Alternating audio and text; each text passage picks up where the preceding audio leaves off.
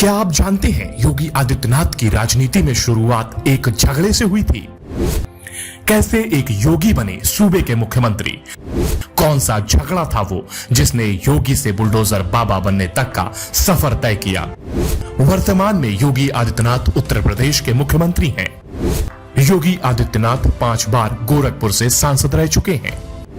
5 जून 1972 को जन्मे योगी आदित्यनाथ के मुख्यमंत्री बनने की कहानी भी कम दिलचस्प नहीं रही थी। योगी आदित्यनाथ के राजनीतिक सफर पर एक नजर डाल रहे हैं। बात लगभग 2.5 दशक पहले की है। गोरखपुर शहर के मुख्य बाजार गोलघर में गोरखनाथ मंदिर से संचालित इंटर कॉलेज में पढ़ने वाले कुछ छात्र एक दुकान पर कपड़ा खरीदने आए और उनका दुकानदार से विवाद हो गया। दुकानदार पर हमला हुआ तो उसने रिवॉल्वर निकाल ली। 2 दिन बाद दुकानदार के खिलाफ कार्रवाई की मांग को लेकर एक युवा योगी की अगुवाई में छात्रों ने उग्र प्रदर्शन किया और वे एसएसपी आवास की दीवार पर भी चढ़ गए। यह योगी आदित्यनाथ थे जिन्होंने कुछ समय पहले ही 15 फरवरी 1994 को नाथ संप्रदाय के सबसे बड़े प्रमुख मठ गोरखनाथ मंदिर के उत्तराधिकारी के रूप में अपने गुरु महंत अवैधनाथ से दीक्षा ली थी। गोरखपुर की राजनीति में एक एंग्री यंग मैन की यह धमाकेदार एंट्री थी। यह वही दौर था जब गोरखपुर की राजनीति पर 2 बाहुबली नेताओं हरिशंकर तिवारी और वीरेंद्र प्रताप शाही की पकड़ कमजोर हो रही थी। युवाओं, खासकर गोरखपुर विश्वविद्यालय के स्वर्ण छात्र नेताओं को इस एंग्री यंग मैन में हिंदू महासभा के अध्यक्ष रहे महंत दिग्विजय नाथ की छवि दिखी और वो उनके साथ जुड़ते गए। अब यह योगी हिंदुत्व के सबसे बड़े फायर ब्रांड नेता के रूप में स्थापित हो चुका है। दिल्ली के बाद बिहार में करारी हार से यूपी में अपने प्रदर्शन को लेकर चिंतित भाजपा में पिछले ही साल उन्हें मुख्यमंत्री पद के चेहरे के रूप में पेश करने की चर्चा हो रही थी। 2016 मार्च में गोरखनाथ मंदिर में हुई भारतीय संत सभा की चिंतन बैठक में आरएसएस के बड़े नेताओं की मौजूदगी में योगी आदित्यनाथ को मुख्यमंत्री बनाने का संकल्प लिया गया। तब संतों ने कहा, हम 1992 में एक हुए तो ढांचा तोड़ दिया, अब केंद्र में अपनी सरकार है। सुप्रीम कोर्ट का फैसला हमारे पक्ष में आ जाए तो भी प्रदेश में मुलायम या मायावती की सरकार रहते राम जन्मभूमि मंदिर नहीं बन पाएगा। इसके लिए हमें योगी आदित्यनाथ को मुख्यमंत्री बनाना होगा। गढ़वाल में पैदा हुए आदित्यनाथ उत्तराखंड के गढ़वाल के एक गांव से आए अजय सिंह बिष्ट के योगी आदित्यनाथ बनने के पहले के जीवन के बारे में लोगों को ज्यादा कुछ नहीं मालूम, सिवा इसके कि वह हेमवती नंदन बहुगुणा विश्वविद्यालय गढ़वाल से विज्ञान स्नातक हैं और उनके परिवार के लोग ट्रांसपोर्ट बिजनेस में हैं। महंत अवैधनाथ भी उत्तराखंड के ही थे। गोरखनाथ मंदिर में लोगों की बहुत आस्था है। मकर संक्रांति पर हर धर्म और वर्ग के लोग बाबा गोरखनाथ को खिचड़ी चढ़ाने आते हैं। महंत दिग्विजय नाथ ने इस मंदिर को 52 एकड़ में फैलाया था। उन्हीं के समय गोरखनाथ मंदिर हिंदू राजनीति के महत्वपूर्ण केंद्र में बदला, जिसे बाद में महंत अवैधनाथ ने और आगे बढ़ाया। गोरखनाथ मंदिर के महंत की गद्दी का उत्तराधिकारी बनाने के 4 साल बाद ही महंत अवैधनाथ ने योगी को अपना राजनीतिक उत्तराधिकारी भी बना दिया। जिस गोरखपुर से महंत अवैधनाथ 4 बार सांसद रहे, उसी सीट से योगी 1998 में 26 वर्ष की आयु में लोकसभा पहुंच गए। पहला चुनाव वह 26,000 के अंतर से जीते, पर 1999 के चुनाव में जीत हार का यह अंतर 7,322 तक सिमट गया। मंडल राजनीति के उभार ने उनके सामने गंभीर चुनौती पेश की, हिंदू युवा वाहिनी। इसके बाद उन्होंने निजी सेना के रूप में हिंदू युवा वाहिनी हियुवा का गठन किया, जिसे वह सांस्कृतिक संगठन कहते हैं और जो ग्राम रक्षा दल के रूप में हिंदू विरोधी, राष्ट्र विरोधी और माओवादी विरोधी गतिविधियों को नियंत्रित करता है। हिंदू युवा वाहिनी के खाते में गोरखपुर, देवरिया, महाराजगंज, कुशीनगर, सिद्धार्थनगर से लेकर मऊ, आजमगढ़ तक मुसलमानों पर हमले और सांप्रदायिक हिंसा भड़काने के दर्जनों मामले दर्ज हैं। खुद योगी आदित्यनाथ पर भी हत्या के प्रयास, दंगा करने, सामाजिक सद्भाव को नुकसान पहुंचाने, 2 समुदायों के बीच नफरत फैलाने, धर्म स्थल को क्षति पहुंचाने जैसे आरोपों में 3 केस दर्ज हैं। हिंदू युवा वाहिनी के इन कामों से गोरखपुर में उनकी जीत का अंतर बढ़ने लगा और साल 2014 का चुनाव वह 3 लाख से भी अधिक वोट से जीते। पंचरुखिया कांड, इन घटनाओं की शुरुआत महाराजगंज जिले के पंचरुखिया कांड से होती है, जिसमें योगी आदित्यनाथ के काफिले से चली गोली से सपा नेता तलत अजीज के सरकारी गनर सत्यप्रकाश यादव की मौत हो गई।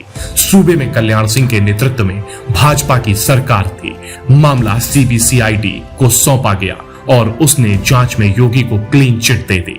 हालांकि वादी तलत अजीज के डटे रहने से मुकदमा अभी भी चल रहा है।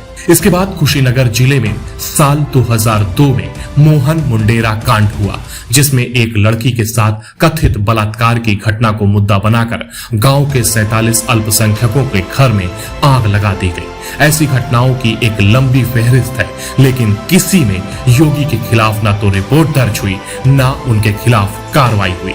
प्रदेश में बसपा सपा की सरकार रहते हुए भी उनके खिलाफ कानूनी कार्रवाई नहीं हुई। हालांकि दोनों दलों के नेता अपने भाषणों में उन पर सांप्रदायिक हिंसा के आरोप लगाते रहे। हिंदू युवा वाहिनी की हरकतों के कारण पूर्वांचल में हालात खराब होते गए। योगी और युवा नेता खुलेआम हिंसा की धमकी देते मामले घटनाओं को संप्रदाय एक हिंसा में बदल दिया। एक बार तो नेशनल हाईवे पर ट्रक से कुचलकर गाय मर गई थी, तो इसी की साजिश बताते हुए 3 दिन की बंदी का ऐलान कर दिया गया। साल 2002 में गुजरात की घटनाओं पर हिंदू युवा वाहिनी ने गोरखपुर बंद कराया था और टाउन हॉल में सभा की थी। सभा में 1 विकेट के बदले 10 विकेट गिराने और हिंदुओं से अपने घरों पर केसरिया झंडा लगा लेने की बात कही गई, ताकि पहचान हो सके कि किन घरों पर हमला करना है। उनके समर्थक नारे लगाते घूमते गोरखपुर में रहना है तो योगी योगी कहना है। गोरखपुर के बाहर दूसरी जगहों पर यह नारा पूर्वांचल में रहना है तो योगी योगी कहना है हो जाता। बाद में तो यह नारा यूपी में रहना है तो योगी योगी कहना है में तब्दील हो गया। जनवरी 2007 में एक युवक की हत्या के बाद ही युवा कार्यकर्ताओं द्वारा सैयद मुराद अली शाह की मजार में आग लगाने की घटना के बाद हालात बिगड़ गए और प्रशासन को कर्फ्यू लगाना पड़ा। रोक के बावजूद योगी द्वारा सभा करने और उत्तेजक भाषण देने के कारण उन्हें 28 जनवरी 2007 को गिरफ्तार कर लिया गया। उनको गिरफ्तार करने वाले डीएम और एसपी को 2 दिन बाद ही मुलायम सरकार ने सस्पेंड कर दिया। योगी की गिरफ्तारी के बाद कई जिलों में हिंसा, तोड़फोड़, आगजनी की घटनाएं हुई, जिनमें 2 लोगों की मौत हो गई।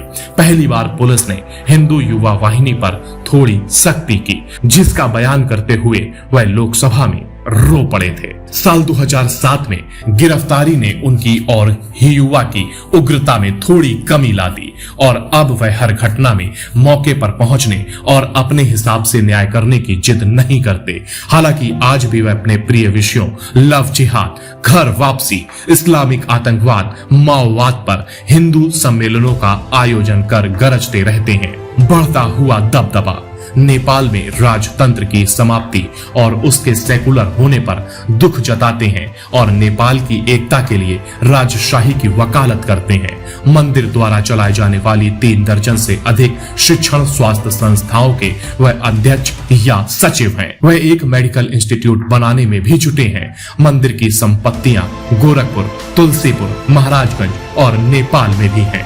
उनकी दिनचर्या सुबह मंदिर में लगने वाले दरबार से होती है, जिसमें वह लोगों की समस्याएं सुनते हैं और उसके समाधान के लिए अफसरों को आदेश देते हैं। इसके बाद क्षेत्र में शिलान्यास, लोकार्पण के कार्यक्रमों और बैठकों में व्यस्त हो जाते हैं।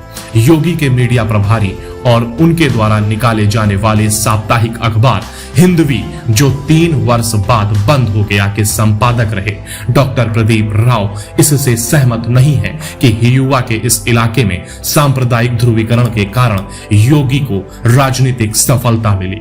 जनता से सीधे सवाल, वह कहते हैं कि योगी आदित्यनाथ की सबसे बड़ी खासियत जनता से सीधा संवाद और संपर्क है।